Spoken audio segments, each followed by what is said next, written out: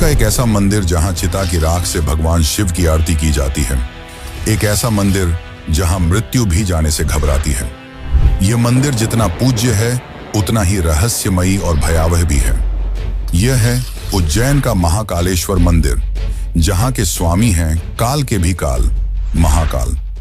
यह मंदिर 12 ज्योतिर्लिंगों में से एक है और सबसे पवित्र भी माना जाता है।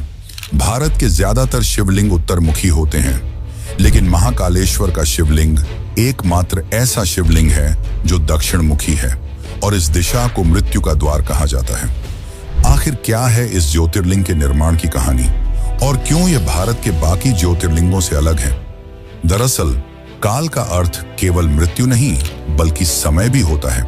यानी यहाँ के स्वामी महाकाल मृत्यु और समय दोनों से परे हैं। क्या है महाकाल और काल भैरव का रहस्य? और सबसे बड़ा सवाल, क्यों कोई भी मंत्री, राजा, यहाँ तक कि प्रधानमंत्री भी उज्जैन की इस नगरी में रात्रि विश्राम करने से डरते हैं?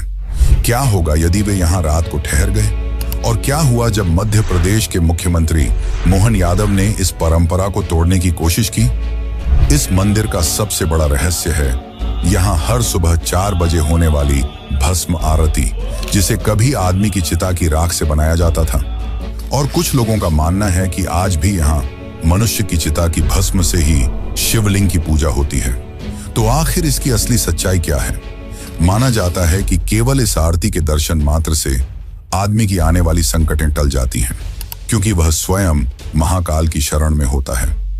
एक और बड़ा रहस्य जो इस नगरी को खास बनाता है वह है काल भैरव मंदिर, जिसमें काल भैरव को हर दिन हजारों लीटर शराब का भोग चढ़ाया जाता है। और चौंकाने वाली बात यह है कि मूर्ति यह शराब पी भी जाती है। कई शोधकर्ताओं और इतिहासकारों ने इस रहस्य को सुलझाने की कोशिश की, मगर आज तक यह कोई पता नहीं लगा पाया कि वह हजारों लीटर शराब आखिर जाती कहां है। और एक समय जब अंग्रेजों ने इसकी सच्चाई जानने के लिए मंदिर के नीचे खुदाई करने की कोशिश की, तो उनके साथ कुछ ऐसा हुआ जिसे सुनकर आप भी चौंक जाएंगे। तो मित्रों, आज हम चलेंगे महाकालेश्वर मंदिर के इस सफर पर, जहां आस्था और भक्ति के साथ साथ कई ऐसे खौफनाक रहस्यों के बारे में बताएंगे जो आपको चौंका कर रख देंगे। मेरी आपसे विनती है कि वीडियो को शुरू से अंत तक जरूर देखें, और अगर आपको यह वीडियो अच्छी लग रही है तो कमेंट में हर हर महादेव जरूर लिखें। बहुत समय पहले की बात है जब उज्जैन को अवंतिकापुरी के नाम से जाना जाता था। यह बहुत ही सुंदर और समृद्ध राज्य था, जिसमें राजा चंद्रसेन राज किया करते थे। राजा चंद्रसेन भगवान शिव के बहुत बड़े भक्त थे और उनके मित्र थे शिवगणों में से मुख्य गण मणिभद्र। एक बार जब मणिभद्र उज्जैन आए तो उन्होंने राजा चंद्रसेन को चिंतामणि भेंट की। यह मणि काफी ज्यादा चमकदार और मनमोहक थी, लेकिन जैसे जैसे इस मणि की चमक फैलने लगी, कई राजाओं के मन में लोभ जगने लगा और इसी के चलते अवंतिकापुरी में कई राजाओं ने चिंतामणि को हासिल करने के लिए आक्रमण कर दिया। एक तरफ चंद्रसेन की सेना और दूसरी तरफ बाकी राजा अपने विशालकाय सेना के साथ, जिसमें सामने चंद्रसेन की सेना कमजोर लग रही थी। पर चंद्रसेन जानते थे कि उनकी शक्ति किसी मणि में नहीं बल्कि उनकी भक्ति में है। इसीलिए उन्होंने अपने 17 डाल दिए और वन की ओर चले गए। वहां जाकर वे शिव के ध्यान में लीन हो गए। लेकिन उसी समय उज्जैन में एक और समस्या आ खड़ी हुई। वह था राक्षस दूषण। राक्षस दूषण ने ब्रह्मा जी की तपस्या कर असीम शक्ति प्राप्त कर ली थी, जिसके पश्चात अपनी शक्ति के घमंड में चूर असुर दूषण चारों ओर तबाही मचाने लगा। उसे पूजा पाठ करने वालों से सख्त नफरत थी। उसने उज्जैन में अपनी असुरी सेना के साथ आक्रमण कर दिया और शिव भक्तों को मारने लगा, साथ ही शिव मंदिरों को भी तोड़ने लगा। पूरी अवंतिका नगरी में हाहाकार का माहौल था।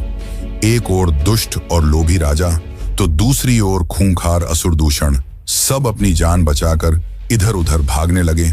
और इसी दौरान एक विधवा औरत अपने 5 साल के बेटे के साथ भटकते हुए उसी वन में पहुंची जहां राजा चंद्रसेन शिव का ध्यान कर रहे थे। जब उस 5 साल के बालक ने यह देखा तो वह उनकी भक्ति से काफी प्रभावित हुआ और उसने भी वहीं थोड़ी दूर पर एक शिवलिंग बना लिया और उस पर फूल, जल और बेलपत्र चढ़ाकर पूजा करने लगा। वह बालक शिव भक्ति में इतना विलीन हो गया कि उसे और कुछ न सुनाई दे रहा था, न दिखाई। जब उसकी मां ने उसे खाने के लिए पुकारा तो उसने कोई जवाब नहीं दिया। बार बार पुकारने के पश्चात क्रोधित होकर उसकी मां ने सारी पूजा सामग्री फेंक दी। लेकिन तभी बिजली चमकी और घंटियों की आवाज के साथ वहीं पर एक भव्य मंदिर का निर्माण हुआ, जहां स्वयंभू शिवलिंग प्रकट हुए और उस शिवलिंग में वही फूल और बेलपत्र चढ़ा हुआ था जो उस बालक ने चढ़ाए थे। ये सब देखकर उसकी माता चकित रह गई और उन्हें अपनी गलती का एहसास हुआ।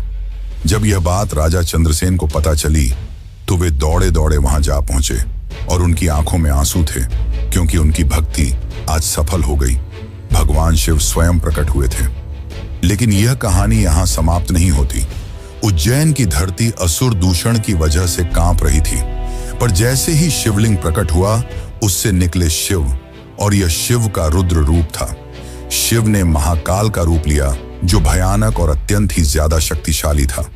उनकी जटाएं लहराने लगी, हाथों में त्रिशूल और आंखों में अग्नि लिए वे दूषण की ओर बढ़े और पल भर में ही दूषण के साथ ही साथ उसकी पूरी असुरी सेना को अग्नि से भस्म कर दिया। इस महासंग्राम के बाद सभी राजा जो मणि की लालसा में थे वे शिव जी के सामने नतमस्तक हो गए, और दूषण के जलने के बाद शिव जी ने उसकी भस्म से अपना श्रृंगार किया, और तब से महाकालेश्वर को भस्म से श्रृंगार किया जाता है और भस्म आरती की जाती है। आज भी यह भस्म आरती हर रोज सुबह 4 बजे की जाती है। माना जाता है कि यह मनुष्य की चिता की राख से की जाती है। वैसे इस भस्म आरती का रहस्य भी काफी चौंकाने वाला है, लेकिन उसको जानने से पहले हम ये जान लेते हैं कि क्यों कोई राजा, मंत्री, यहाँ तक कि प्रधानमंत्री भी यहाँ रात नहीं रुकते, और क्या हुआ जब कुछ मंत्री और एक प्रधानमंत्री ने यहाँ रात गुजारी। तो चलिए जानते हैं उस रहस्य को। और अगर आपको वीडियो पसंद आ रही है तो इसे लाइक जरूर करें और कमेंट में लिखें जय महाकाल। महाकालेश्वर मंदिर केवल भारत में ही नहीं बल्कि पूरे विश्व में प्रसिद्ध है, जिसके कारण दूर दूर से लोग बाबा महाकाल के दर्शन करने आते हैं। और साथ ही बड़े बड़े मंत्री, मुख्यमंत्री, यहाँ तक कि प्रधानमंत्री भी महाकाल के दर्शन करने आते हैं। लेकिन महाकाल के दर्शन के बाद कोई भी नेता यहाँ नहीं रुकता। अगर उन्हें रुकना भी हुआ तो वे उज्जैन के बाहर कहीं रुकते हैं। पर आपने सोचा है ऐसा क्यों? दरअसल जब भी कोई राजा या नेता यहाँ रात बिताता है तो उसकी सत्ता चली जाती है, और ऐसा एक बार नहीं कई बार हुआ है। आपको बता दूं कि भारत के एक प्रधानमंत्री इसका खामियाजा भी भुगत चुके हैं। भारत के चौथे प्रधानमंत्री मोरारजी देसाई यहाँ महाकाल के दरबार में रात रुक गए थे, जिसके अगले ही दिन उनकी सत्ता चली गई और उनकी सरकार गिर गई। फिर इसके बाद कर्नाटक के मुख्यमंत्री येदियुरप्पा ने भी यहाँ रात बिताई, जिसके बाद 20 दिनों के अंदर ही उन्हें भी अपने पद से इस्तीफा देना पड़ा। ऐसे और भी कई घटनाएं हैं जो महाकाल के दरबार से जुड़ी हैं। पर क्या आपने सोचा है कि आखिर ऐसा क्यों होता है? दरअसल माना जाता है कि बाबा महाकाल ही यहाँ के राजा हैं और उनसे ऊपर कोई नहीं। ऐसे में उनके दरबार में एक साथ 2 राजा नहीं रुक सकते, जिसके चलते राजाओं और नेताओं की सत्ता चली जाती है, जिसके चलते कोई भी नेता यहाँ रात्रि विश्राम नहीं करता। कुछ समय पहले प्रधानमंत्री नरेंद्र मोदी भी यहाँ बाबा महाकाल के दर्शन करने गए थे और उन्होंने भी यहाँ रात नहीं बिताई। पर चौंकाने वाली घटना तब हुई जब 16 दिसंबर 2023 को मध्य प्रदेश के मुख्यमंत्री मोहन यादव ने यहाँ रात बिताई। उन्होंने कहा कि मैं महाकाल का बेटा हूं, इसलिए यहाँ रुक सकता हूं। महाकाल तो पूरे ब्रह्मांड के स्वामी हैं, इसीलिए उनके नगर में रुकने में कोई आपत्ति नहीं होनी चाहिए। जिसके पश्चात वे वहां रात रुके और एक नई सोच को प्रस्तुत किया। चलिए अब हम यहाँ होने वाली भस्म आरती के बारे में जानते हैं। दोस्तों, ज्यादातर मंदिरों में भगवान की पूजा दीप जलाकर की जाती है, पर महाकालेश्वर मंदिर में यह आरती भस्म से होती है। भस्म किसी भी इंसान या वस्तु का आखिरी रूप होता है, यानी कि जलने के बाद बचने वाली राख। पुराने समय में यह आरती इंसान की देह की पहली चिता की राख से की जाती थी, लेकिन कुछ कारणों की वजह से इसे बंद कर दिया गया और आज के समय में यह भस्म आरती कपिला, गाय के गोबर, पीपल, बड़, शमी और अम्लतास की राख से बनी हुई भस्म से की जाती है। हर दिन सुबह 4 बजे यह भस्म आरती होती है, जिसे देखने दूर दूर से लाखों श्रद्धालु हर रोज यहाँ आते हैं। यहाँ के पुजारी मंत्रोच्चारण के साथ बड़े ही भव्य तरीके से यहाँ की आरती को करते हैं। मान्यता है कि जो भक्त सच्चे मन से इस भस्म आरती में सम्मिलित होता है उसे मृत्यु का भय नहीं सताता। एक और बात यह कि यह भस्म आरती केवल पुरुष ही देख सकते हैं। महिलाओं को यह आरती देखने की अनुमति नहीं है। वैसे दोस्तों, क्या आपको पता है कि महाकालेश्वर मंदिर 3 भागों में बटा हुआ है, जिसका सबसे ऊपरी भाग है नागपंचेश्वर मंदिर, जो अपने आप में एक रहस्य है। तो चलिए अब जानते हैं इस रहस्य को। हिंदू धर्म में नागों की पूजा का एक खास महत्व रहा है।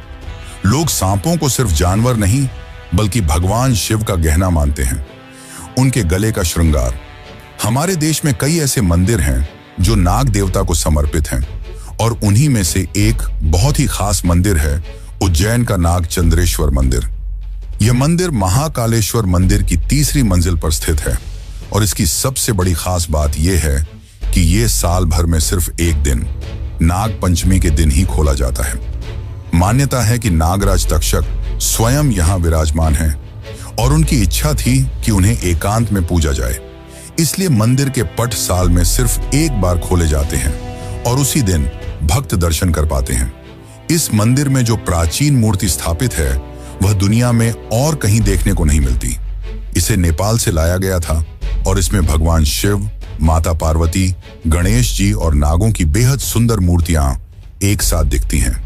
कथा के अनुसार नागराज तक्षक ने भोलेनाथ को प्रसन्न करने के लिए कठोर तप किया था। उनकी तपस्या से खुश होकर भगवान शिव ने उन्हें अमृतत्व का वरदान दिया। तभी से नागराज तक्षक ने भगवान के सानिध्य में रहना शुरू किया, लेकिन उन्होंने यह शर्त रखी कि उनके एकांत में कोई विघ्न न डाले। इसी कारण केवल नाग पंचमी पर ही मंदिर के दरवाजे खुलते हैं। नागचंद्रेश्वर मंदिर सिर्फ एक मंदिर नहीं बल्कि आस्था, रहस्य और परंपरा का वो संगम है जो हर शिव भक्त को एक बार जरूर महसूस करना चाहिए। महाकालेश्वर ज्योतिर्लिंग की एक और खास बात यह है कि यह दक्षिण दिशा की ओर मुख किए हुए हैं। आमतौर पर शिवलिंगों की जल निकासी वाली दिशा उत्तर होती है, लेकिन यहाँ इसका मुंह दक्षिण की ओर है। इसी वजह से इसे दक्षिणमुखी महाकाल कहा जाता है, और माना जाता है कि इसका ये रूप नकारात्मक और बुरी शक्तियों को खत्म करने वाला होता है। इस दिशा में स्थापित होने के पीछे कई धार्मिक मान्यताएं हैं जो इस शिवलिंग को और भी खास बनाती हैं। महाकालेश्वर को स्वयं भू ज्योतिर्लिंग माना जाता है, यानी ये शिवलिंग किसी ने बनाया नहीं बल्कि स्वयं धरती से प्रकट हुआ है। शास्त्रों में बताया गया है कि शिव 3 जगहों पर 3 अलग अलग रूपों में पूजे जाते हैं। आकाश में तारक लिंग, पाताल में हाटकेश्वर लिंग और पृथ्वी पर महाकालेश्वर लिंग के रूप में। उज्जैन को वैसे भी समय यानी काल की नगरी कहा जाता है, और महाकाल को समय के नियंत्रक के रूप में पूजा जाता है। यही वजह है कि महाकालेश्वर ज्योतिर्लिंग को तीनों लोकों में विशेष स्थान मिला है। वैसे क्या आपको पता है, महाकाल हर बार मौसम के हिसाब से भी अपना रूप बदलते हैं। तो चलिए अब जानते हैं उस रहस्य को, और जानेंगे मंदिर के दूसरे भाग बारे में। लेकिन उससे पहले अगर आपको ये वीडियो अच्छी लग रही है तो इसे अन्य शिव भक्तों को जरूर शेयर करें। उज्जैन में विराजमान महाकाल बाबा एक ही हैं, लेकिन वो अपने भक्तों को हर बार नए रूप में दर्शन देते हैं। हर त्योहार, हर मौसम और हर खास मौके पर उनका अलग अलग रूप में श्रृंगार किया जाता है। यही कारण है कि हर साल लाखों लोग सिर्फ उनके इन अलग अलग रूपों के दर्शन के लिए उज्जैन आते हैं। जैसे शिवरात्रि के दिन महाकाल दूल्हे के रूप में सजते हैं, तो श्रावण मास में उन्हें राजाधिराज यानी राजा के रूप में सजाया जाता है। दिवाली के समय पूरा महाकाल मंदिर दीपों से जगमगा उठता है, तो होली में भगवान का आंगन गुलाल से भर जाता है। गर्मी के दिनों में महाकाल के सिर पर मटकों से पानी चढ़ाया जाता है ताकि उन्हें ठंडक मिले। वहीं कार्तिक मास में एक विशेष पूजा के तहत उन्हें पालकी में बैठाकर भगवान विष्णु को सृष्टि की जिम्मेदारी सौंपी जाती है। महाकाल के हर रूप में कुछ खास बात होती है जिसे देखकर हर भक्त भाव विभोर हो जाता है। यही वजह है कि उन्हें उज्जैन का राजा भी कहा जाता है, और जब बात राजा की हो तो सम्मान भी वैसा ही होता है। यहाँ एक मान्यता है कि महाकाल मंदिर के सामने से कोई भी सवारी लेकर नहीं निकल सकता, चाहे वो घोड़ा हो या कोई वाहन। खास तौर पर बारातों में जब दूल्हा घोड़ी पर बैठता है तो उसे मंदिर के सामने से ले जाना अशुभ माना जाता है। माना जाता है कि ऐसा करने से अनहोनी हो सकती है, इसलिए लोग इस रास्ते को बचाकर जाते हैं। ये परंपरा सदियों से चली आ रही है। ये कोई जबरदस्ती नहीं बल्कि एक श्रद्धा और सम्मान का प्रतीक है। आज भी उज्जैन में इस नियम का पालन किया जाता है। भले ही इस पर कोई कानूनी या धार्मिक रोक नहीं है, लेकिन भक्तों के दिल में बसे सम्मान के कारण लोग खुद ही इस परंपरा को निभाते हैं। दोस्तों, जैसा कि मैंने बताया था कि महाकालेश्वर मंदिर 3 भागों में विभाजित है, तो उसका एक भाग है जूना महाकाल। तो चलिए जानते हैं उसके बारे में। महाकालेश्वर मंदिर के अंदर एक और शिवलिंग है जिसे जूना महाकाल कहा जाता है। यह शिवलिंग अपनी रहस्यमयी कहानी और चमत्कारों की वजह से आज भी चर्चा में रहता है। कहा जाता है कि पुराने समय में जब मंदिर पर कई बार हमले हुए थे, तब आक्रमणकारियों ने मुख्य शिवलिंग को नष्ट करने की कोशिश की थी। उस खतरे से शिवलिंग को बचाने के लिए पुजारियों ने असली शिवलिंग को हटाकर सुरक्षित जगह रख दिया और उसकी जगह एक दूसरा शिवलिंग वहां स्थापित कर दिया, ताकि पूजा पाठ और रीतियां चलती रहें। जब हालात सामान्य हो गए और हमला रुक गया, तब फिर से असली शिवलिंग को वापस उसी जगह स्थापित कर दिया गया। लेकिन अब जो दूसरा शिवलिंग बच गया था, उसका क्या किया जाए? इस पर काफी सोच विचार के बाद पुजारियों ने उसे मंदिर के एक हिस्से में फिर से स्थापित कर दिया। तभी से उसे जूना महाकाल कहा जाने लगा, यानी पुराना महाकाल। आज भी हर साल महाकाल की सवारी से पहले सबसे पहले पूजन जूना महाकाल का ही होता है। यह परंपरा आज तक निभाई जाती है। हालांकि आमतौर पर लोग जूना महाकाल के दर्शन को नजरअंदाज कर देते हैं, क्योंकि उनका ध्यान सिर्फ मुख्य ज्योतिर्लिंग पर होता है। लेकिन जो साधना और तंत्र की गहराई को जानते हैं, वो कहते हैं कि अगर आप महाकाल के दर्शन से पहले जूना महाकाल के दर्शन कर लो, तो आपके जीवन की हर रुकावट, हर बाधा खुद ब खुद भस्म हो जाती है। वैसे दोस्तों, उज्जैन में सिर्फ महाकालेश्वर नहीं है, बल्कि साथ में काल भैरव का एक रहस्य जो आपको चौंका के रख देगा। तो चलिए अब जानते हैं उस रहस्य को। उज्जैन शहर से करीब 8 किलोमीटर की दूरी पर काल भैरव मंदिर स्थित है, जो करोड़ों लोगों की आस्था का केंद्र है। ऐसा माना जाता है कि जब कोई भक्त महाकालेश्वर के दर्शन करने आता है, तो काल भैरव मंदिर गए बिना उसकी यात्रा अधूरी मानी जाती है। मंदिर के पुजारियों के अनुसार इसका जिक्र स्कंद पुराण के अवंती खंड में भी मिलता है। काल भैरव को भगवान शिव का रौद्र और तांत्रिक रूप माना जाता है। वे तामसिक प्रवृत्ति के देवता हैं और इसी कारण उन्हें शराब का भोग चढ़ाने की परंपरा सदियों से चली आ रही है। यहाँ रोजाना सैकड़ों हजारों बोतल शराब चढ़ाई जाती है। लेकिन सबसे चौंकाने वाली बात यह है कि वो शराब आखिर जाती कहाँ है, ये आज तक कोई नहीं जान पाया। पुजारी जब शराब से भरा कटोरा मूर्ति के पास रखते हैं, तो देखते ही देखते शराब मूर्ति के होंठों से गायब हो जाती है, मानो भगवान खुद पी रहे हों। न मूर्ति में कोई छेद है, न कोई पाइप, न कोई सुराख, लेकिन फिर भी शराब खत्म हो जाती है।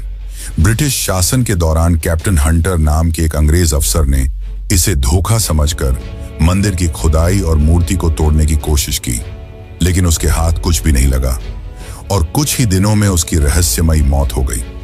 बाद में कई वैज्ञानिकों, पत्रकारों और विदेशी डॉक्यूमेंट्री टीमों ने भी इस रहस्य को समझने की कोशिश की। स्कैनिंग मशीनों, HD कैमरों और माइक्रोफोन तक लगाए गए, पर कोई सुराग नहीं मिला। शराब मूर्ति के पास गई और गायब हो गई। एक ब्रिटिश टीम ने इसे एक case of collective divine evolution कहा, यानी आस्था और चमत्कार का अद्भुत संगम। कुछ भारतीय वैज्ञानिकों और विक्रम विश्वविद्यालय की टीमों ने भी जांच की, लेकिन हर बार उन्हें खाली हाथ लौटना पड़ा। इतना ही नहीं, एक बार जब औरंगजेब के सैनिक मंदिर को तोड़ने आए, तो अचानक वहां कुत्तों का झुंड प्रकट हुआ और सैनिकों पर टूट पड़ा। सैनिक पागल होने लगे, एक दूसरे को मारने और काटने लगे। हालात ऐसे हो गए कि औरंगजेब को खुद अपने सैनिकों को मरवाना पड़ा और डर के कारण वह मंदिर को तोड़े बिना ही लौट गया। तो सवाल यह है, क्या यह सिर्फ एक मंदिर है? क्या यह सिर्फ एक परंपरा है? या फिर यहां कोई ऐसी शक्ति है जिसे हम आज तक समझ नहीं पाए? और यही वो सवाल है जिसका जवाब हम अगली वीडियो में तलाशने वाले हैं, क्योंकि अगली बार हम आपको ले चलेंगे काल भैरव मंदिर की रहस्यमयी गलियों में, जहां सिर्फ आस्था नहीं बल्कि भय, तंत्र और अलौकिक ऊर्जा का खेल चलता है। तो जुड़े रहिए, क्योंकि अगली डॉक्यूमेंट्री में भैरव की गूंज आपको भीतर तक झकझोर देगी।